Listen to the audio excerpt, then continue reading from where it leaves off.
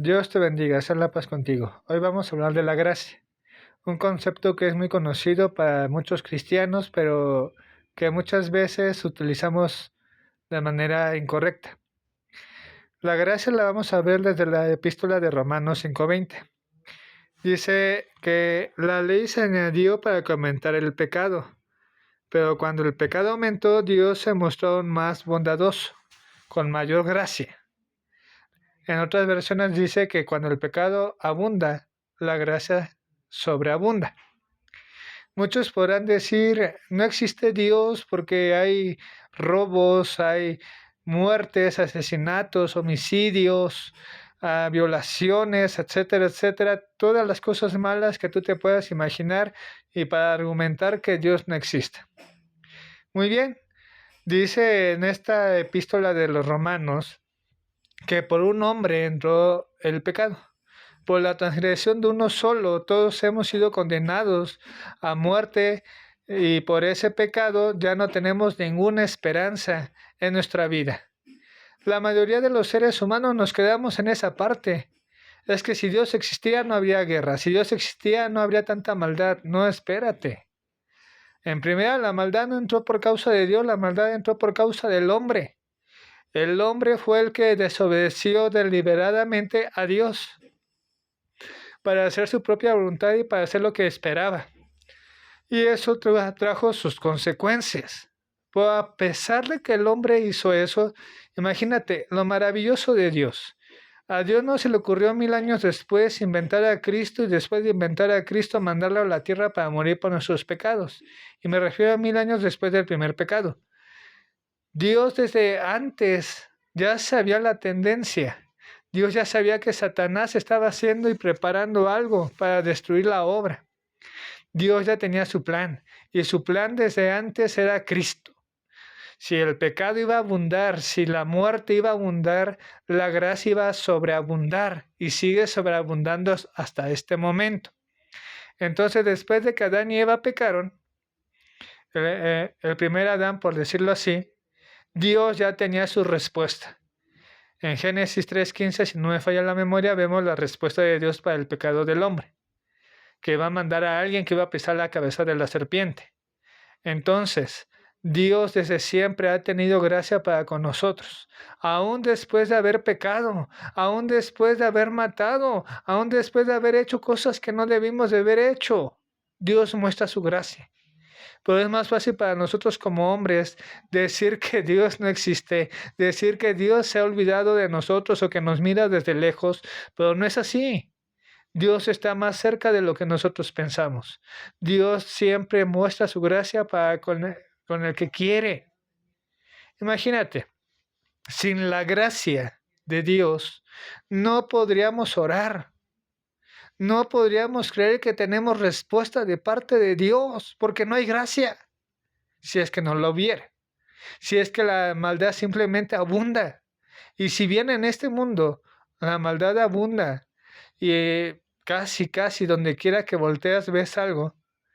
Alguna vez me tocó vivir en Ecatepec y cada mañana que salía escuchaba que ya murió esta persona, que ya asesinaron a la otra, que ya secuestraron a esta. No, pues cada día que salía escuchaba una nota roja y yo caminando ahí por las calles solo. Sin embargo, a pesar de eso, la gracia sobreabunda. ¿Y qué quiere decir esto de que la gracia sobreabunda? Sencillo. Antes no podíamos escuchar la palabra de Dios y simplemente creer. Antes no podíamos buscar a Dios y creer que nos escuchaba. Para poner un ejemplo claro, hay lugares donde hay iglesias seguiditas, ¿eh? Hay 2 iglesias, 3, 4, donde tú puedes elegir dónde congregarte en una misma cuadra, 4 iglesias. Otro ejemplo de gracia, el libro más vendido, la Biblia. La Biblia se ha traducido a diversos idiomas. Dios así lo ha permitido para que mucha gente conozca su voluntad. Sí hay mucha gente que mata, pero el libro más vendido es la Biblia. Sí hay mucha gente que no hace la voluntad de Dios, pero hay muchas iglesias donde tú puedes escuchar la voluntad de Dios.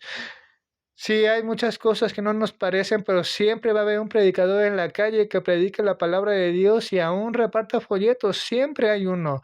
Y más claramente, en las redes sociales siempre hay alguien que predica la palabra de Dios.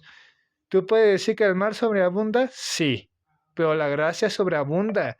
Dios nos ha dado testimonio de su palabra. Dios nos ha dado testimonio de su misericordia, porque lo merezcamos, no de ninguna manera, sino porque Él es bueno. Porque a pesar de que somos transgresores como Adán, que por la obediencia de Cristo, hoy podemos tener acceso ilimitado a la presencia de Dios. Hay iglesias que casi diario tienen servicios. Hay ministros o congregantes aún que abren sus casas para enseñar la palabra de Dios. No me digas que solamente hay mal. También ponte a observar cómo Dios levanta hombres y mujeres para llevar su palabra y para que esa palabra sea escuchada. Alguna vez vi un video de un hermano que estaba en un servicio, sirviendo en un servicio, y era él y otra persona. Hay gracia en ese momento. ¿Por qué? Porque seguramente invitaron a más personas. Seguramente hablaron en las calles para que fueran a ese evento, a ese culto. Y no fueron, pero Dios permitió que ellos siguieran en ese servicio. Porque se les habló, se les dijo, pero ellos no quisieron escuchar. Pero la gracia sigue sobreabundando.